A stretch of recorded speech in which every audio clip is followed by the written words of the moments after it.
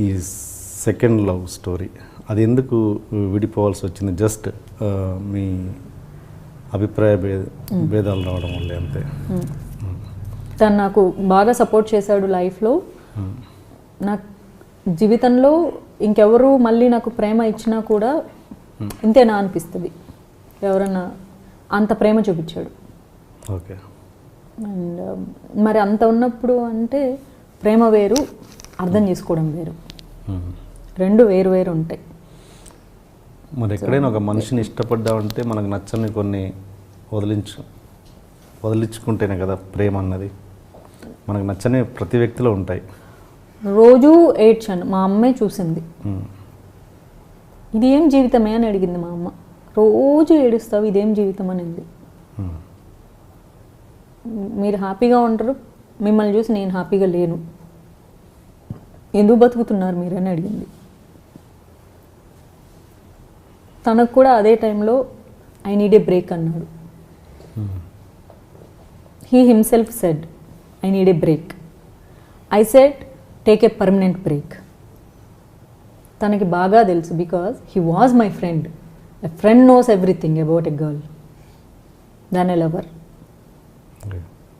ఆ మాట అనగానే ఐ నో అబౌట్ యూ, నీకు అసలు బ్రేక్ అంటేనే నచ్చదు బేసిక్గా.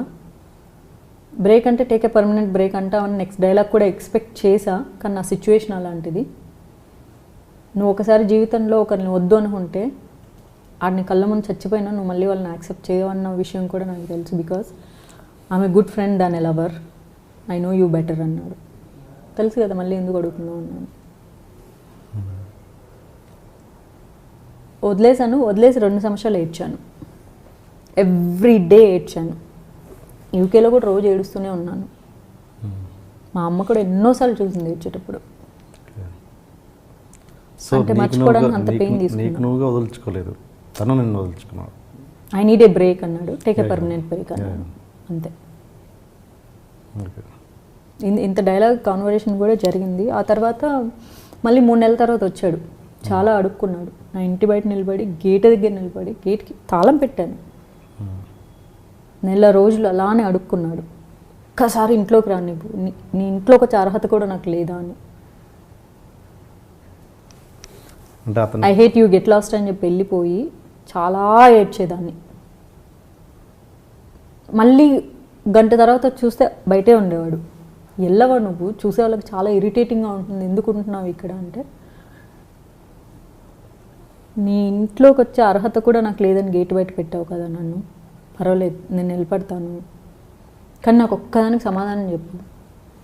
నేను మూర్ఖత్వంలో టేక్ ఏ బ్రేక్ అని చెప్పా. 1 నెల రోజులకే నన్ను ఎలా మర్చిపోయావు, ఈ ప్రశ్నకు ఆన్సర్ చెప్పి నేను వెళ్ళిపోతా అన్నాడు. నీకు తెలుసు కదా, నేను ఫ్రెండ్గా బాగా తెలుసు కదా, నేను వన్స్ బ్రేక్ అంటే బ్రేకే కదా అని. అన్నీ తెలుసు, కానీ నాకు అర్థం కానిది ఏంటంటే, you will take time, you cry, you suffer, చాలా టైం తీసుకుంటావు ఒక సిచ్యువేషన్ని మర్చిపోవడానికి. నువ్వు నన్ను 1 మంత్లో మర్చిపోయి నువ్వు ఎలా నవ్వుతున్నావు, ఇది ఒక్కటి చెప్పి వెళ్ళిపోతాను. It's none of your business అన్నాను. బికాజ్ నేను మర్చిపోలేదు, తనతో కఠినంగా ఉండి. ఎందుకంటే అలా చాలాసార్లు ఏడుపులు, మళ్ళీ బ్రేక్లు, మళ్ళీ కలవడం. ఒక 6 నెలలు బాగుంటుంది కలిసాక లైఫ్, మళ్ళీ గొడవలు వస్తాయి, మళ్ళీ ఏడవాలి. తనకి కెరీర్ ఉంది, తనకి లైఫ్ ఉంది, నాకు కెరీర్ ఉంది, నాకు లైఫ్ ఉంది. వాళ్ళ ఇంట్లో వాళ్ళకి ఇష్టం లేదు. అంత దాంట్లో కూడా నాతో ఉన్నాడు. దానికి అంత ప్రేమ నేను ఇచ్చాను. తను ఒక్కడే కాదు, మళ్ళీ వచ్చాడు అంటే నేను ప్రేమించాను కాబట్టే వచ్చాడు. ఊరికే రాడు కదా, పిచ్చోడై ఏం రాడు. తనకేంటంటే అంత చిక్కని ప్రశ్న జీవితంలో, 1 నెలకు నన్ను ఎలా మర్చిపోయావు, దీనికి సమాధానం చెప్తే నేను వెళ్ళిపోతా అనేవాడు. బట్ నేను 2 years ఏడ్చా బాగా. 2009లో విడిపోతే 2011 వరకు ఏడ్చా. అంటే అంత పెయిన్ని నేను బయటికి తీసేయాలి అంటే. మళ్ళీ చాలామంది ఏం చేస్తారు, ఒక లవ్ బ్రేక్ అయిపోగానే వెంటనే మర్చిపోవడానికి అవి ఇవి చేసేసి ఏదో బిజీ అయిపోయి మళ్ళీ జీవితంలో వాళ్ళు కలవగానే ఏడ్చేస్తారు. నాకేంటంటే నేను పెయిన్ అంతా తీసేయాలి ఒకేసారి. ఇక మళ్ళీ జీవితంలో వాళ్ళు కనిపిస్తే నేను న్యూట్రల్గా ఉండాలి, నాకు ఏ ఎమోషన్ ఉండకూడదు. సో ఐ టుక్ ఆల్మోస్ట్ అంతే 2 years టైం తీసుకున్నాను.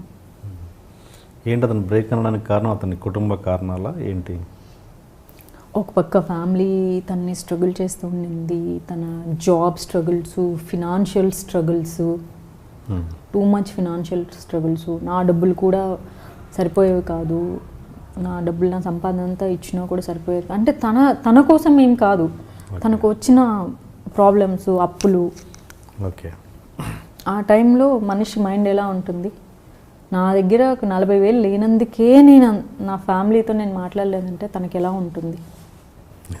ఆ టైంలో సపోర్ట్గా ఉండాల్సిన నేను ఎందుకు అలా ఉన్నా అంటే నాకు చేతనైనంత ఫినాన్షియల్ హెల్ప్ నేను చేశాను.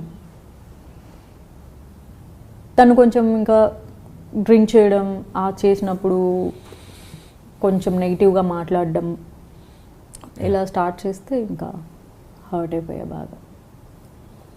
ఓకే. అంటే ఒక అబ్బాయి అమ్మాయి మంచి లాంగ్ టైమ్ రిలేషన్లో ఫ్రెండ్స్గా ఉండగలరా, ఉండలేరా?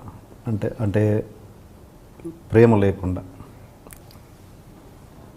అమ్మాయిలు ఉంటారబ్బా, అబ్బాయిలు ఉండలేరు.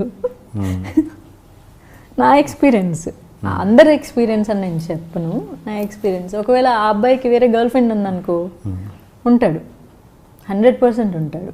వేరే గర్ల్ ఫ్రెండ్ ఉంటే అంటే తన లైఫ్ తంది కదా, ఫ్రెండ్ని వదులుకోలేడుగా. Friend is a friend, lover is a lover. Okay. నాకు ఉన్నారు, సో ఫ్రెండ్స్ ఉన్నారు, వాళ్ళు వేరే అమ్మాయిని లవ్ చేసి అలా ఉన్నారు. నాకు పరిచయం అయినప్పుడు లవర్ లేకుండా ఉన్నారు, అంతే. అంటే యాక్చువల్లీ లవ్ ఎప్పుడు పుడుతుందంటే, నేను ఎప్పుడు నా ఫ్రెండ్స్లోంచే లవ్ పుడుతుంది ఎక్కువ, ఫ్రెండ్షిప్లోంచే. పరిచయమైన ఇట్లా కొత్త అబ్బాయి మీద ఏమి అంత ఫాస్ట్గా ఏం పుట్టదు.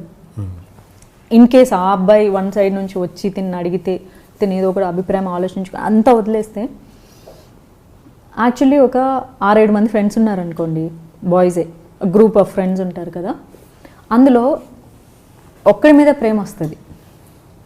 దాని మీనింగ్ ఏంటి అంటే, నేను నా ఎక్స్పీరియన్స్తో తెలుసుకున్న ప్రకారం ఈ 5 మంది ఫ్రెండ్స్ గురించి కొత్తగా తెలుసుకోవాల్సింది ఏమి ఉండదు, ఇంకా మొత్తం తెలిసిపోయి ఉంటుంది. ఆ 6వ వార్డులో ఆ తెలుసుకోవాల్సింది ఏదో మిస్ అయి ఉంటుంది.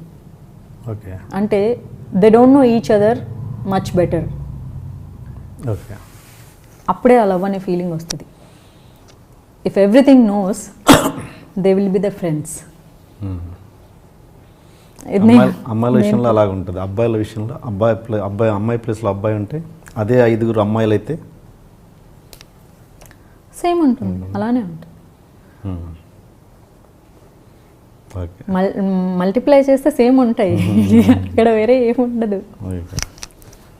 ఎక్కువ అబ్బాయిలు ఫిజికల్ రిలేషన్ ఎక్కువగా కోరుకుంటారు అమ్మాయిల కంటే కూడా, అంతేగా? అదే అంటున్నాను. బై నేచర్ అండి అది, పాపం మీ తప్పేం లేదు. నన్ను ఎందుకు కలుపుతున్నారు కదా, మిమ్మల్ని కలపకపోతే మిమ్మల్ని వదిలేదు, కట్ చేయమ్మాయి. ఇంట్రొడక్షన్ కొంచెం హెవీగా ప్లాన్ చేశాం సార్. అసలు ఏంటి అన్యాయం, ఏంటి దౌర్జన్యం? 3 రోజుల నుంచి మోసం ఉన్నట్టున్నాయి మొఖాలు. ఎవర్రా మీరు? జూనియర్ ఆర్టిస్ట్ ఉన్నది కూడా లేదు కదా, ఎక్కడ పట్టాడు రా బాబు వీడిని? I love you. పోతారా రే, నాశనం అయిపోతారు. జిమ్మి అన్నారేమి? ఇదే సార్ జిమ్మి. అవులే ఆన్లైన్ అవుపిస్తున్నా నీకు. Hey where are the couple, I want to shoot. ముందు కలర్ తెలెట్టుకొని మా కండిషన్ చూడరా Kaabil. So please do subscribe to Lolo K please. iDream 1 million subscribers ki reach ayindandi. Congrats to iDream Media on reaching 1 million subscribers. iDream Media on 1 million subscribers reach Islamco. All the best and congratulations to you. Congrats iDream. Keep up the good work and continue to entertain.